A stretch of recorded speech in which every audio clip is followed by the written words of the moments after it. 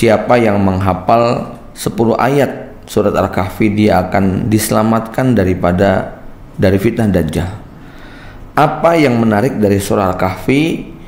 Apa energi yang dihasilkan daripada surat istimewa ini sehingga mereka yang punya hafalan 10 ayat surat Al-Kahfi akan diselamatkan dari fitnah Dajjal?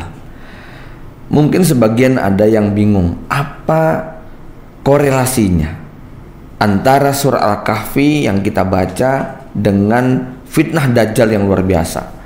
Maka di sini kita menemukan jawaban bahwa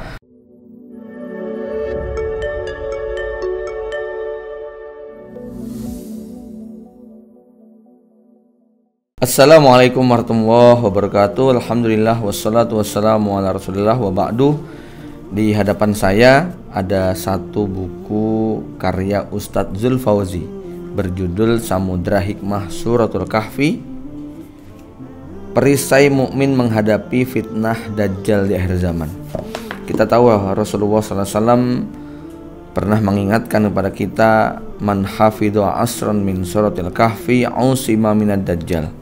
Siapa yang menghafal 10 ayat surat Al-Kahfi, dia akan diselamatkan dari fitnah Dajjal.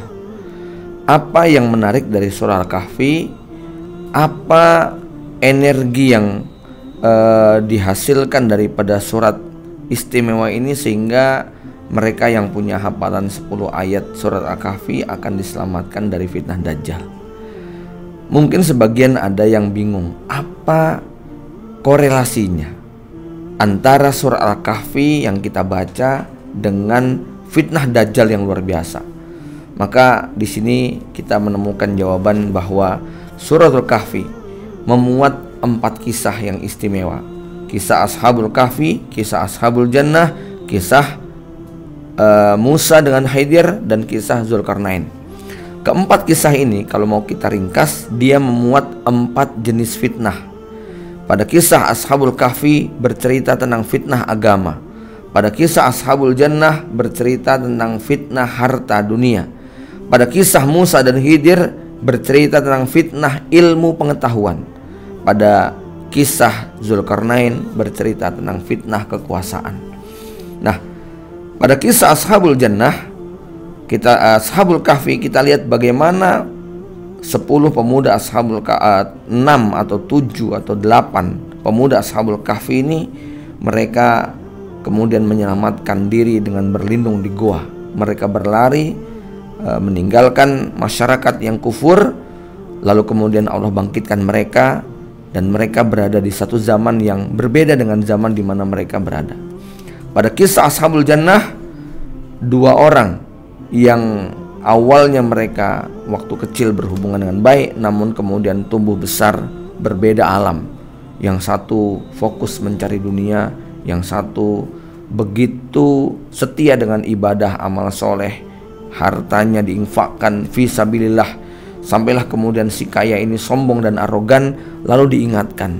Lalu apa yang diingatkan oleh kawan yang baik ini menjadi kenyataan. Datang musibah bencana yang menghancurkan semuanya.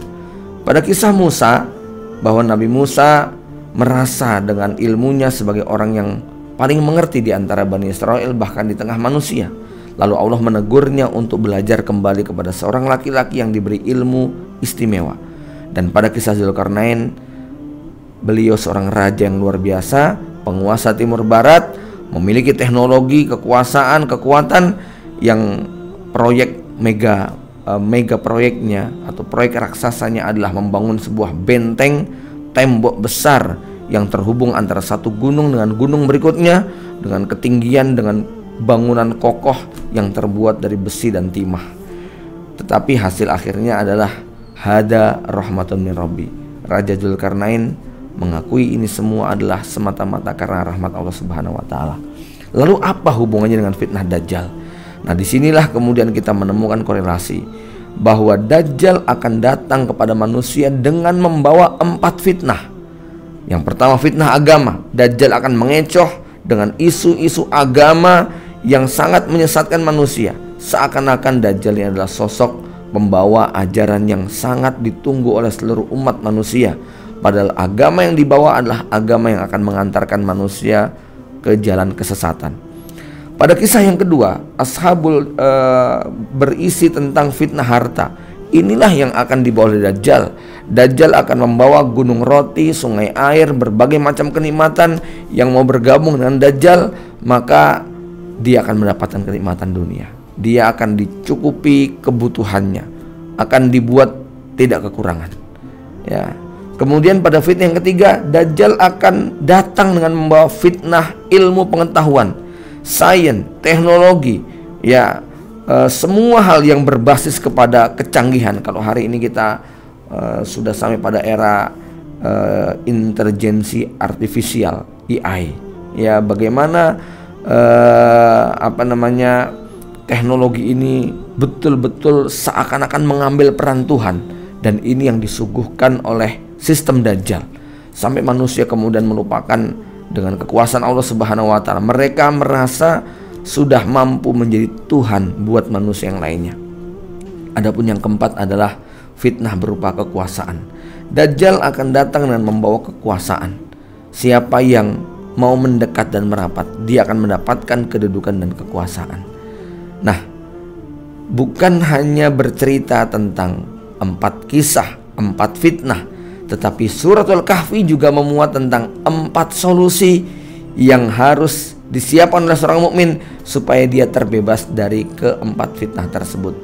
Pada fitnah agama, maka Allah mengingatkan pada surah Al-Kahfi, wasbir nafsaka ma'alladina yad'una rabbahum bil ghadati wal asi. Sabarkan diri kamu untuk kumpul dengan orang soleh. Maka kalau agama kita pengen terjaga, jangan jauh-jauh dari orang soleh. Jangan bergaul dengan orang-orang yang hatinya rusak. Ya, wasbir nafsaka ma'alladina yad'una rabbahum bil ghadati wal asi yuriduna wajhah wala ta'du ainaka anhum turidu zinatal hayatad dunya. Jangan kamu berpaling dari orang soleh karena kamu pengen mencari dunia. Ya, wala tuti man aghfalna qalbahu an dzikrina. Jangan kamu taati orang yang tidak mau, yang lalai dari mengingat kami. Maka ini rumus yang pertama. Yang kedua, tentang fitnah dunia, maka surat Al-Kahfi mengingatkan bahwa dunia itu seperti air hujan yang turun menumbuhkan aneka macam bunga, lalu setelah itu bunga akan layu, kering dan hilang. Inilah dunia, semua akan layu, semua akan kering, semua akan menghilang, semua tidak akan tersisa. Pada saat kita meninggal dunia, kita tidak membawa apa-apa. Kemudian pada fitnah tentang ilmu pengetahuan, pada kisah Musa dan Khidir, kita diingatkan untuk tawadu, untuk senantiasa merendah diri. Musa dengan segala kelebihan yang dimiliki yang tidak dimiliki oleh Khidir. Musa sebagai nabi dan rasul Bani Israel. Musa memiliki pengikut ratusan ribu jumlahnya. Musa memiliki banyak mukjizat yang luar biasa. Musa memiliki kitab suci. Musa mendapatkan gelar kalimullah, mendapatkan kesempatan berbicara langsung dengan Allah. Musa termasuk ulul azmi. Tapi dari semua kelebihan dan kehebatan yang dimiliki Nabi Musa tetap tawaduk, mengatakan kepada Khidir, hal attabi'uka ala an tu'allimani mimma 'allamta rusyda. Boleh enggak saya belajar?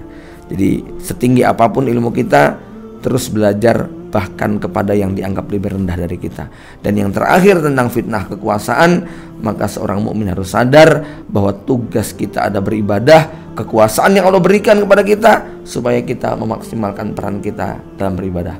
Masya Allah, buku ini menjelaskan dengan sangat luar biasa tentang bagaimana seorang mukmin bisa selamat daripada fitnatul Dajjal. Ya, maka Al-Kahfi memiliki rahasia istimewa. Inilah barangkali sedikit jawaban tentang kenapa siapa yang menghafal 10 ayat surah Al-Kahfi, dia akan dibebaskan daripada fitnah Dajjal. Wallahu a'lam bishawab. Assalamualaikum warahmatullahi wabarakatuh.